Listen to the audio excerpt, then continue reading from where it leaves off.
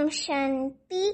29 जून 2022 आज के बाबा की साकार महावाक्य। बाबा कहते, मीठे बच्चे, तुम्हें किसी से भी जास्ती डिबेट नहीं करनी है। सिर्फ बाप का परिचय सबको दो। अभी प्रश्न है, बेहद के बाप को मातेले बच्चे भी हैं तो सौतेले भी हैं। मातेले कौन? उत्तर है, जो बाप की श्रीमत पर चलते हैं, पवित्रता की पक्की राखी बांधी हुई है। निश्चय है कि हम बेहद का स्वर्ग की बादशाही का वर्षा लेकर ही रहेंगे। ऐसे निश्चय बुद्धि बच्चे मातेले बच्चे हैं, और जो मन मत पर चलते, कभी निश्चय कभी संशय, प्रतिज्ञा करके भी तोड़ देते हैं, वे हैं सौतेले। सपूत बच्चों का काम है बाप की हर बात मानना। बाप पहली मत देते हैं, मीठे बच्चे, अब प्रतिज्ञा की सच्ची राखी बांधो, विकारी वृत्ति को समाप्त करो। अभी गीत है, जाग सजनिया जाग, नवयुग आया सजनिया जाग, सजनिया जाग, जाग सजनिया जाग, नवयुग आया सजनिया जाग, सजनिया जाग, जाग सजनिया जाग। बीत गई वो बात पुरानी, बीत गई वो बात पुरानी। नया जमाना नई कहानी, नया जमाना नई कहानी, नई चदरिया सजनिया, नई चदरिया सजनिया, नई चदरिया सजनिया, सजनिया। नई आशाएं नए खिलौने, एक नया संसार रचाया सजनिया, एक नया संसार रचाया सजनिया, सजनिया। नवयुग आया सजनिया जाग, सजनिया जाग, जाग सजनिया जाग। अभी इस गीत में बाबा हम बच्चों को कहते हैं, जाग सजनिया जाग, नवयुग आया कि आया। ये नया संसार है जो बाबा ने बसाया है। अभी इस संगम युग में एक नया ही अलौकिक संसार है ना, तो एक नया संसार रचाया सजनिया। नवयुग आया तो इसका मतलब है नया संसार भी बाबा ने रचा है। तो उस नए संसार में पुरुषार्थ करके हम नई दुनिया में आते हैं। तो नवयुग आया कि आया। अभी बाबा कहते, ओम शांति। बच्चों ने गीत का अर्थ तो समझ लिया। नई सृष्टि नया युग और पुरानी सृष्टि पुराना युग। पुरानी सृष्टि के बाद आती है कौन सी सृष्टि? नई सृष्टि। नई सृष्टि की रचना परमपिता परमात्मा ही करते हैं। फिर उसको ईश्वर कहो व प्रभु कहो, उनका नाम भी जरूर कहना पड़े। सिर्फ प्रभु कहने से योग किससे लगाएं, किसको याद करें? मनुष्य तो कहती कि उसको नाम रूप देश काल है नहीं, पर नाम रूप देश काल से न्यारी कोई चीज नहीं होती। तो ऐसा नहीं हो सकता। बाबा का नाम भी है शिव, और रूप भी है ज्योति बिंदु स्वरूप, और देश भी है बाबा का। हम सभी आत्माओं का वो परलोक है ना, परम धाम। तो बाबा का भी वही देश है, परम धाम। तो देश काल है, सब कुछ है।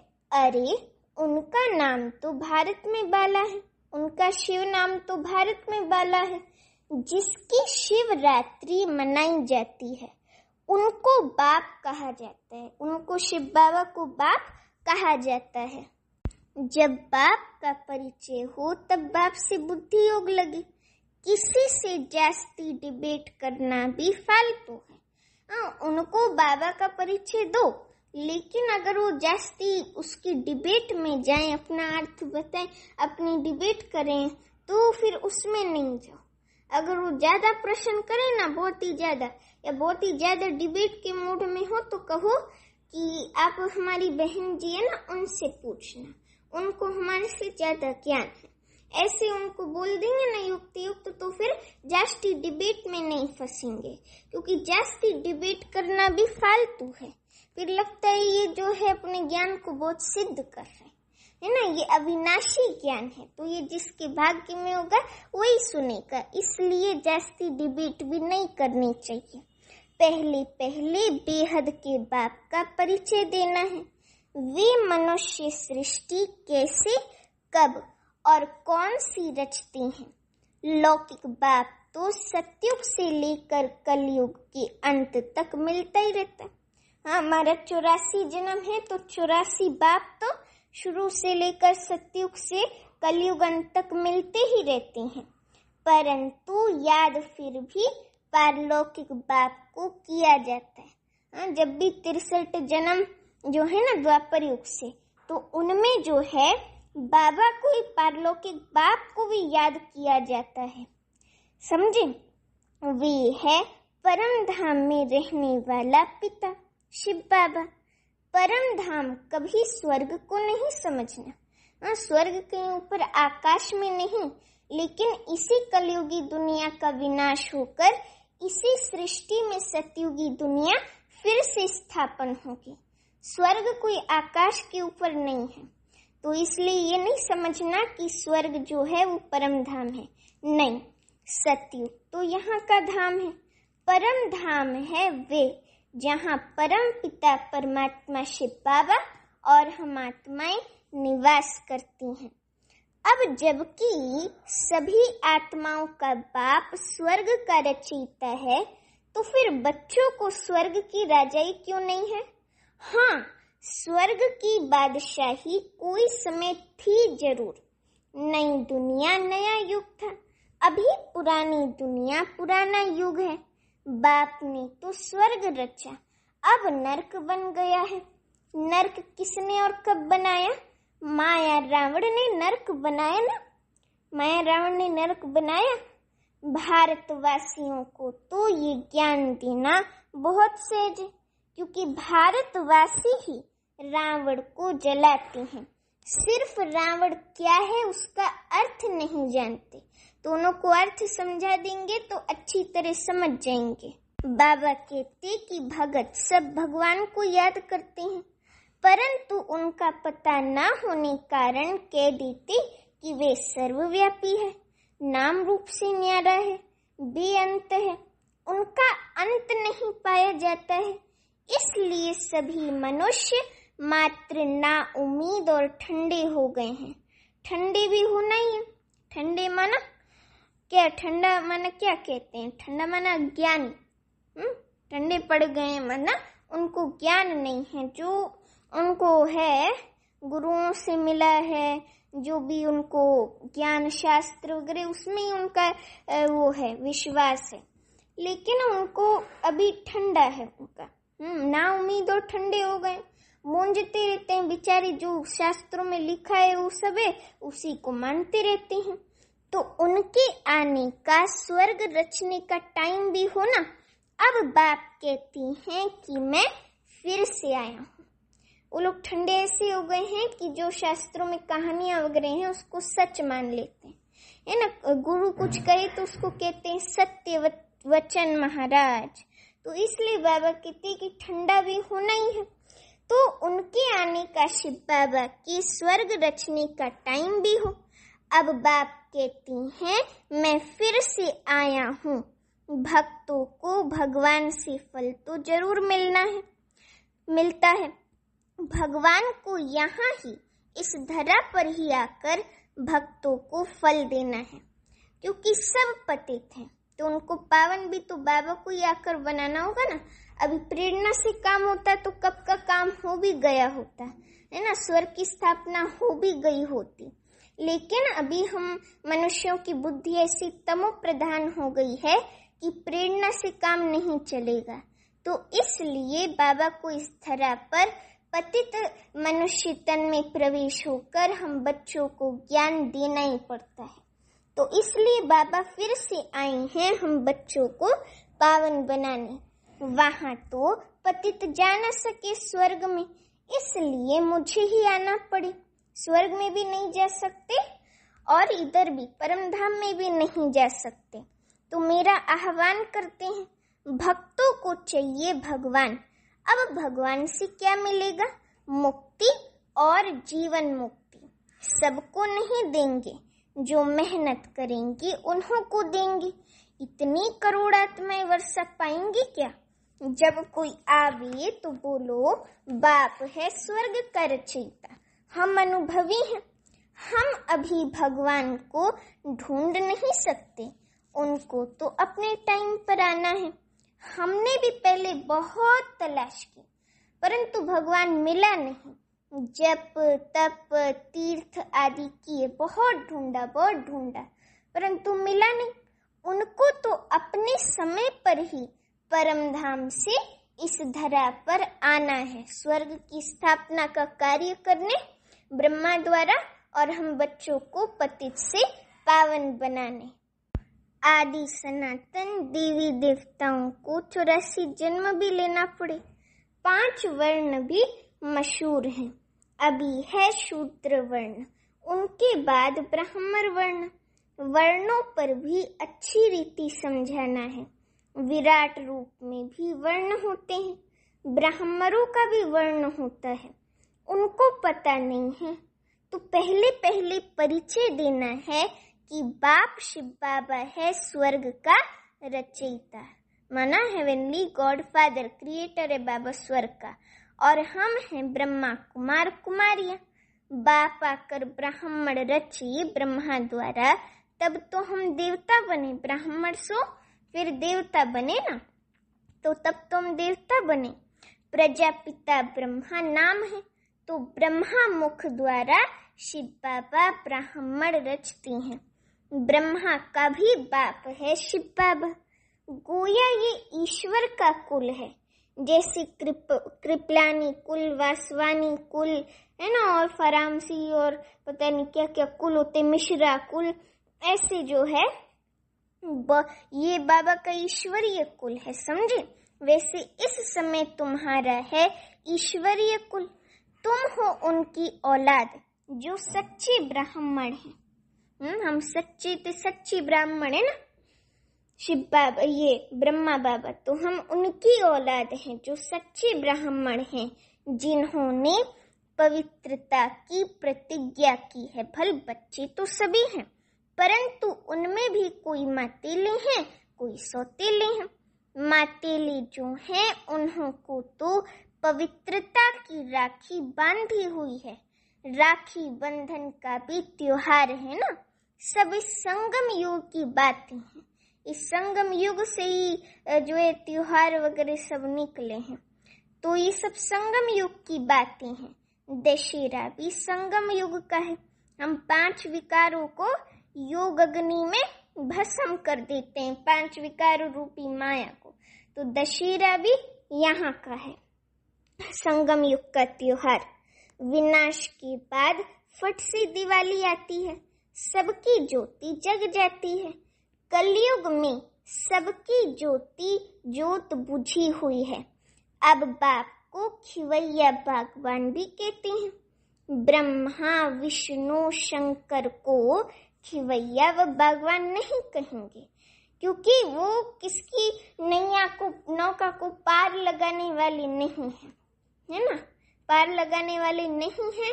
वो भी शिव बाबा की रचना है। रचता जो है उन तीनों का भी शिव बाबा है, और वो तीनों शिव बाबा की रचना है। हाँ, आकारी देवताएं हैं, तो उनको भी खिवैया व भगवान नहीं कहेंगे। बाप आकर अपने बगीचे में बच्चों को देखते हैं। उनमें कोई गुलाब हैं, कोई चंपा, कोई लिली फ्लावर हैं, तो कोई कुछ हैं, कोई गेंदा हैं, लेकिन हैं सभी फूल। फिर कोई कोई अभी काटे भी हैं, तो सब नंबरवार है। समझे ना?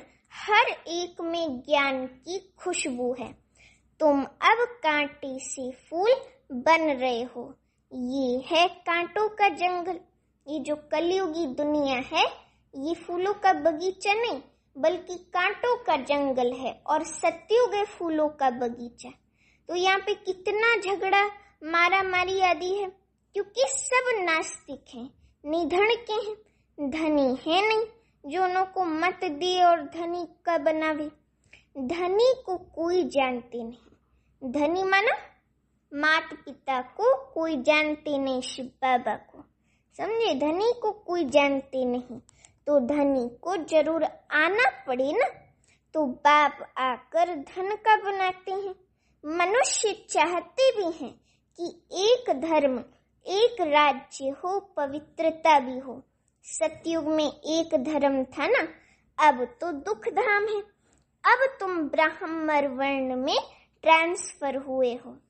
बाबा बच्चों को कहते कि अब तुम ब्राह्मण वर्ण में ट्रांसफर हुए हो। हुए ना शूद्र से ब्राह्मण में, अब तुम ब्राह्मण वर्ण में ट्रांसफर हुए हो, फिर देवता वर्ण में जाएंगे।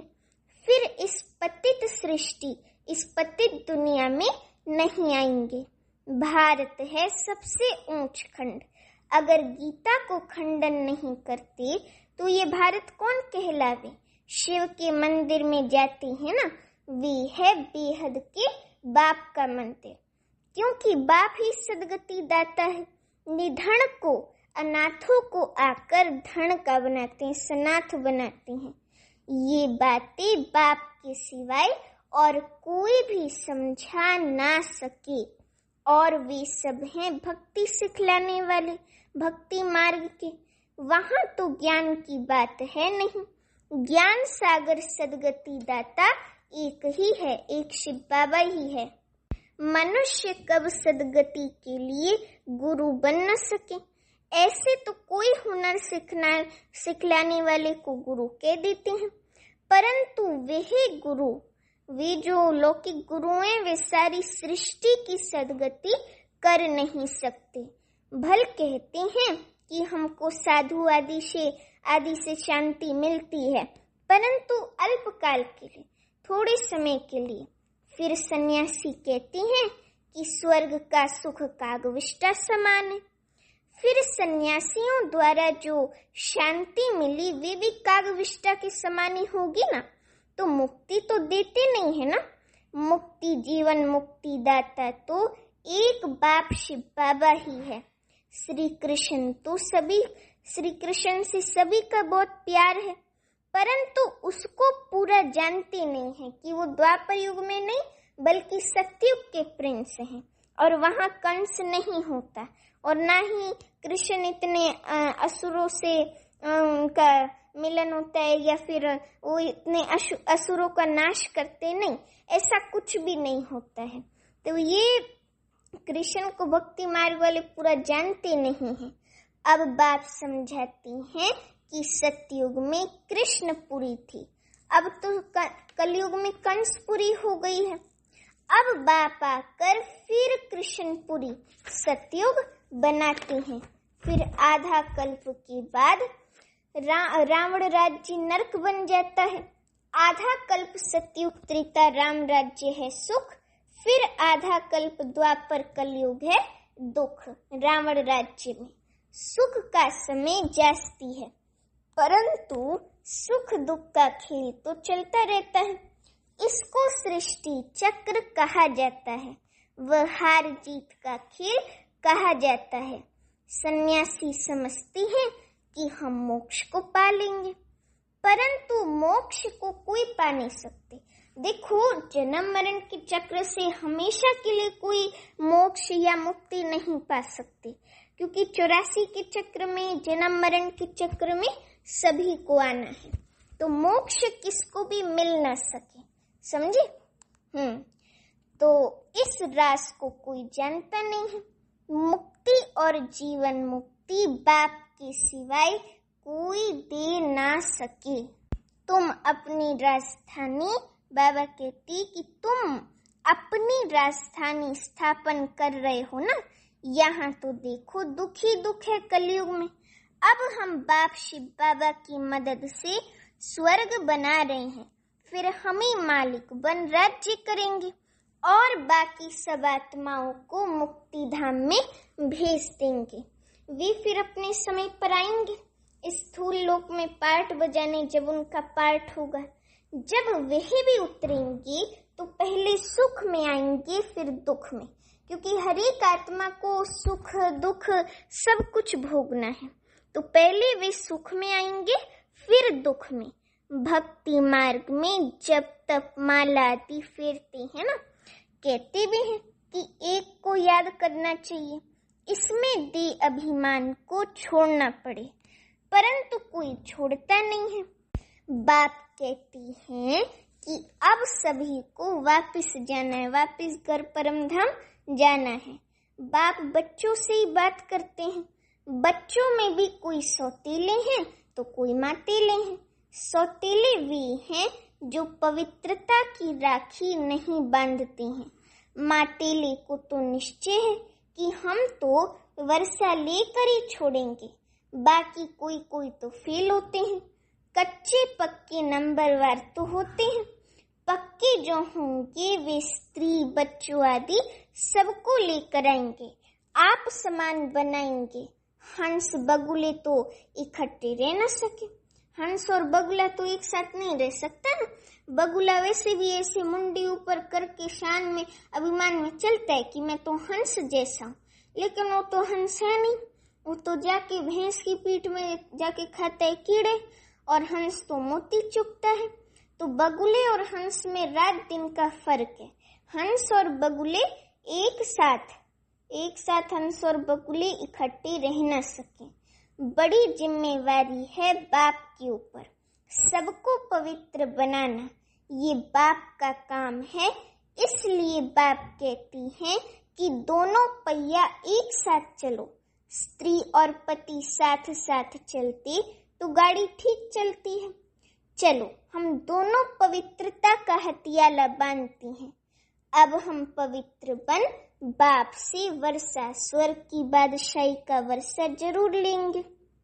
ब्रह्मा की बच्ची बने, ब्रह्मा मुख वंशावली ब्रह्मा कुमार कुमारी बने तो भाई बहन हो गए। फिर क्रिमिनल असॉल्ट हो ना सके, विकार में तो जा न सके। ये ईश्वरीय लॉ कहता है। अभी बाप कहती हैं कि विष पीने पिलाने की वृत्ति तोड़ देनी है। हम एक दो को क्या अमृत पिलाएंगे। हम भी बाप से स्वर्ग का वर्षा लेंगे। सपूत बच्चों का काम है बाप का कहना मानना। एक बाबा का ही कहना मानना है। जो नहीं मानते वे कपूती ठहरे। कपूत बच्चों को वर्षा देने में बाप जरूर आनाकानी करेंगे, थोड़ा सोचेंगे। तुम ब्राह्मण देवता बनने वाले हो तो तुम्हें अपनी स्त्री को भी ज्ञान अमृत पिलाना चाहिए। जैसे छोटे बच्चों को नाक पकड़ के भी दवाई पिलाई जाती है। स्त्री को कहो कि तुम मानती हो कि ये पति तुम्हारा गुरु ईश्वर है, तो जरूर हम तुम्हारी सदगति करेंगे ना। पुरुष तो झट स्त्री को आप समान बना सकता है, स्त्री पुरुष को जल्दी नहीं बना सकेगी। इसलिए अबलाओं पर बहुत अत्याचार होते हैं। बच्चियों को बहुत मार खानी पड़ती है। तुम्हारी रक्षा गवर्नमेंट भी कर नहीं सकेगी। वे कहेगी कि हम तो कुछ नहीं कर सकते।